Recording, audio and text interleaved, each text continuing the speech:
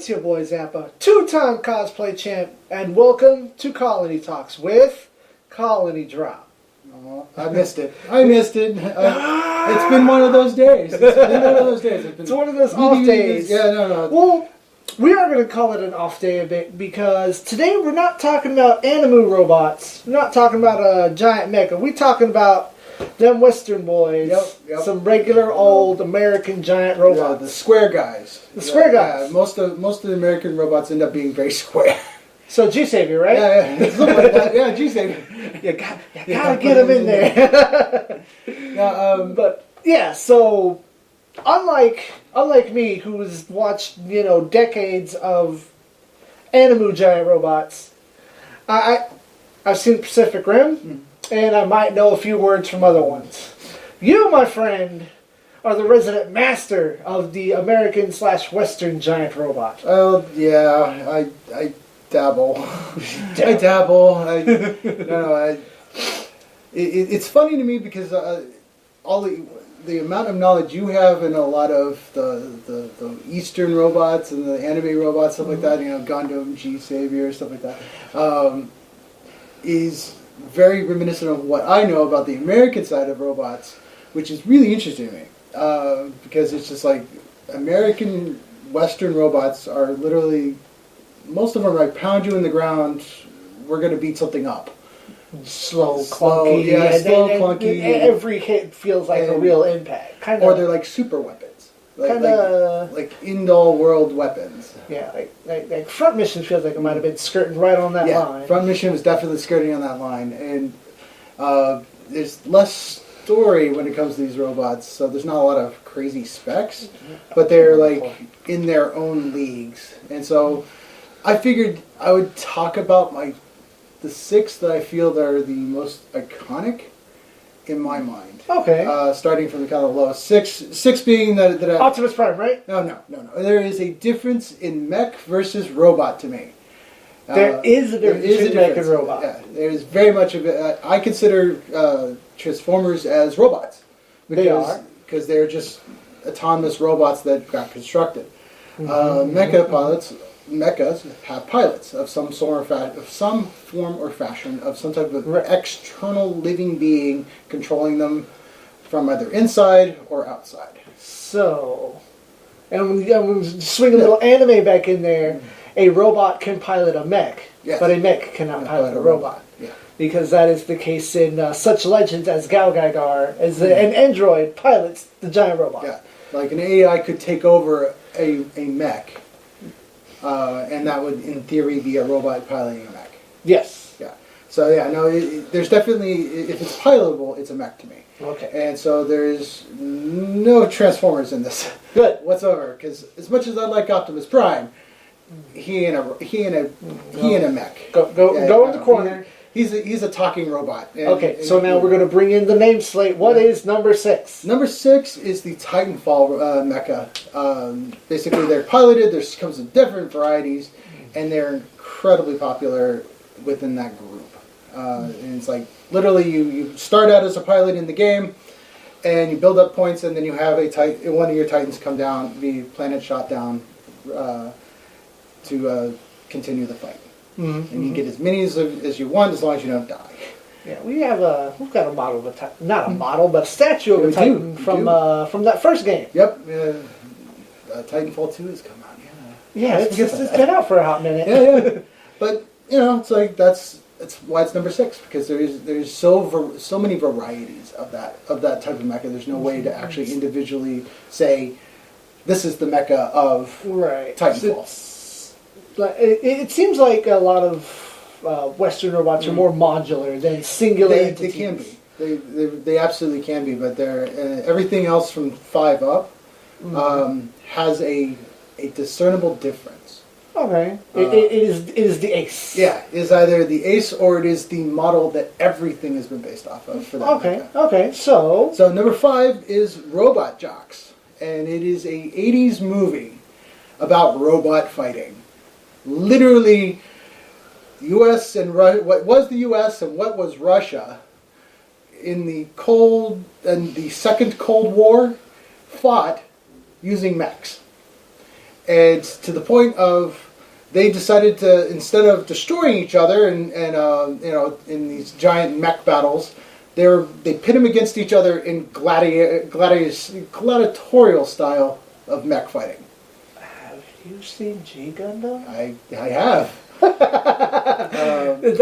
I've heard a lot of comparisons drawn between the two. Even we'd have to go and check some dates to see who came first, the chicken or the egg. Probably G Gundam, but it was getting to be on that line. Yeah, because I think G Gundam somewhere in the 90s. Yeah. But we're not talking about anime. I'm just drawing those parallels. This is where we can intersect here at ZEON. Yep.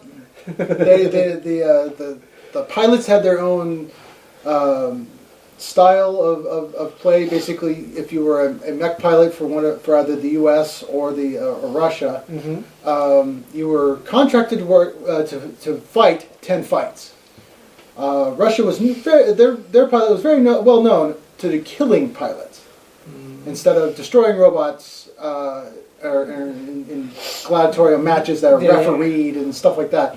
They basically just went out and killed pilots. Just aim for the cockpit. Yeah, basically. And in this movie there was the Achilles, and he was the pilot of his giant white mech. There's not a lot on it, but it is iconic because it is it has learned in its second battle with the giant four-legged mech of Russia to fly into space. Stolen technology from both sides. They weren't supposed to have it type deal, and there was lots of like inner spy stuff. One of the American guys, coaches, was actually a spy for the Russians, and trading knowledges, ended up committing suicide because he got found out. And the main weapons designer for the American side decided, well, I'm not going to tell anybody anything. The pilot is going to know during the fight. Did you fly by the seat of your pants? Learn it as you go. Yep. And nobody liked it, but Achilles pulled it off.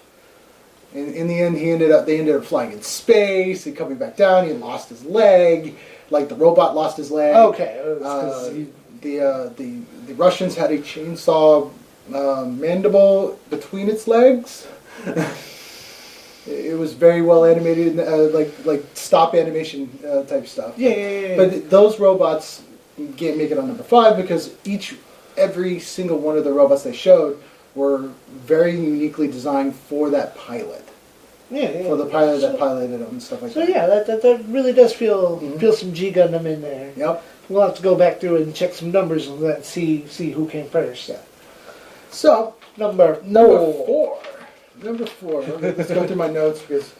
Yeah, I just saw those notes a while back. Yeah. That's a pile of notes. It is notes because I like taking notes. That's quite all right. I'm Number going 4 to start taking notes. is Command and Conquer the Redeemer from the Nod side of the. There are several robots in there. I didn't know because It is a super robot for the Nod faction. Okay, now be careful when you say super robot because a super robot has its own definition within the mecha genre. It does, but why I always kind of like consider it's their super version of super robot because it comes out as a very basic mech that you spend a lot of time to make, and then you could go up to other machines that you create and it steals their weaponry and adds on to its own armor. Like literally goes up. It rips it apart and puts it on itself. Okay, it's doing some science magic. And you can do it several times up. And make a better mech. That's some super robot shit. I want to make another G Gundam reference here. That's like the Devil Gundam. It can self-evolve. Yep. It basically does. But okay. All right, I didn't know about that. It doesn't start off with lasers. But you can give it lasers because you could literally I'm going to take the laser off this thing and put it on there. I'm going to make 5 of them in different varieties of Redeemers. Okay. And they wreck shop. No wonder you always pick Nod for your skirmishes. Yeah, I mean, don't get me wrong. There's a tripod walker for the Scrin, but it doesn't upgrade. And it's a tripod. That sounds kind of lame. Yeah. Like show me a tripod that's a badass. Yeah, exactly. So it's like, and then later on in Command and Conquer 4, the GDI ends up getting a mech, but it's not as good. It's not as cool as the Redeemer. The Redeemer was Kane's version of the ultimate weapon. And is this in the game that you've been playing recently? Yep. Tiberium Wars? Yep, the Tiberium Wars. It actually the Redeemer shows up in Kane's Wrath Tiberium Wars, which is the DLC that you get. Oh, okay. But yeah, it's when the Redeemer comes out, it very much wrecks shop. Especially if you understand how to upgrade it and how you upgrade stuff. Okay. Like certain things you would upgrade with. You know, give it stealth ability by eating a stealth tank. Give it laser abilities if you eat a laser tank. Give it flaming abilities if you eat a flame tank. It can wreck shop pretty quickly. Very nice. Very nice. So, I wasn't aware because I'm kind of afraid of RTS games. All right. Number three. So, number three has a special place in my heart. Unfortunately, it is not as good as number one. Okay. But it is another type of game. It's not really a movie. Well, it technically has some cartoons now and some books and stuff like that, which is Space Marines Warhammer 40k, the Dreadnought. It is piloted by a Space Marine that has been injured too far to be conducive to battle. So they just inject him into a living machine and make him a giant robot. So they build the robot like around him. So he's kind of like the Living Dead squad. Sort of. He is basically has like no legs, no arms. He can't really serve. So the way he serves is they basically build. They have already a built mech. They insert him into that and they close him in, and he is the Dreadnought at that point. But you could literally conversate with him, but through like a little screen and visor and stuff like that. And so. And they wreck shop. They are the thing to be when you're a Space Marine. Like if you continue to serve the Emperor, and you can't serve the Emperor by dying, you become a Dreadnought. That is honor beyond honor. You become literally the weapon of the Emperor. So yeah, there's definitely some crazy stuff with that, and there's some like hierarchies in that. And each Dreadnought is individually piloted by somebody forever, until they die. Yeah, well, and then it gets passed on to the next person that can't fight. So it even has its own life support inside there. Oh. Yep, it has its own life support. It's it's like they pain receptors and all sorts of crazy stuff to make the pilot feel that it's a part of them. But yet, whenever the pilot dies, they could just basically insert new pilot. Yeah. So Dreadnought armor. And it's really an armor at that point, gets passed down from Space Marine to Space Marine to another Space Marine. And this was your father's Dreadnought. Well, it's more like this was your brother's Dreadnought, and your other brother died before he can get in. It's your turn. Yeah, you lost those legs. Yep. You must serve the Emperor for the Emperor, and if you don't, you're a heretic and you should die. Yeah, and I'm sure that's its own storyline. Somewhere in the cosmos of 40k. Oh yeah, I'm doing a 40k game now too. So that'll be fun. Okay. So number two, and this will be a little bit more into this. It's Gypsy Danger, which not really Gypsy Danger. This is not Gypsy Danger. This is the thing that you don't know about yet. Yeah, this is a Pacific Rim model kit. Which, holy crap, I don't think the original Pacific Rim got any. Some third-party stuff. I'm sure they're good. I don't know. I can't buy them. But, Gypsy Danger. But must go through the notes. All of the notes. You see him flipping page after page over there. I came prepared. So, Gypsy Danger is one of my favorite in the Pacific Rim anyways. Just I know it's like getting on the bandwagon. Everyone likes Gypsy Danger, stuff like that. I liked all of the robot mecha that was there, but the fact that one was probably one of the older versions in the timeline in the story, and it was still beating butt until the end. It made me happy, and I was very proud. I was very happy that they showed the inner workings of how drifting works, and You know, it's like, oh, yeah, and there's some psychology in this. If you've been and to this, there's some references in there, there's a couple rocket punch. There's some missile launches that could, like breast missile. The one that a lot of people don't see is the Toku fans would have noticed that when it goes into the drift setup or the compatibility, one side was purple, one side was green. Yeah, it was. Cyclone, Joker, Kamen Rider Double. Nice. Two men, one rider. Two men, one mech. Yep. That makes a lot of sense. And the thing is I consider Pacific Rim an American style robot, even though it has its roots in... Oh yeah, it knows its roots. It knows its roots. It knows where it came from, but most of those robots were literally about beating up kaiju into a bloody pulp. But it's a movie that was intended and made, I believe, for Western audiences. Yes. And then, it's dubbed over, which the whole fucking dub cast is this fucking Super Robot Wars cast into itself. Which is cool. It's like, cool. The characters are like Amuro, Asuka, I think, at least Amuro, Asuka, and Char, at least the top 3 numbers, and then a couple other guys are in there. Yeah. It's been a while since I've watched those credits. Yeah, or at least looked at those parallel credits. Like, this is why isn't this in Super Robot Wars? But that's dialogue for another time. That's fine. No. I like tangents like that because but I don't. That shows the crossroads again. The crossroads of where a lot of these westerns are picking up a lot of the stuff from is they have their roots, and a lot of them may not say that's where they got the idea from. But at least Pacific Rim was nice enough to say, we got it from here, but we made it ours. You took this idea and you still made it your own, but you still respect where you come from, which is a very important thing in anime. Is just because there's hype things now, know where that hype thing came from. Yep. Oh yes. So we're gonna move on to what I consider the most Americanized robot / mecha. Okay. It is a mecha. Yes, that'll be. Yeah. It's mech. It's what considered the mech, an iconic in a western. Because when somebody says American mech or American robot, the first thing, because of really good marketing from the game. Oh yeah. The first thing that everyone thinks of is the Mad Cat from Mech Warriors. And it actually has it's actually called a Timber Wolf, and the Mad Cat was based off, for the clan stuff, off the Timber Wolf. Oh, okay. But literally the logo icon for Mech Warrior is a Timber Wolf Mad Cat. Yeah. It actually has, it's the literal iconic.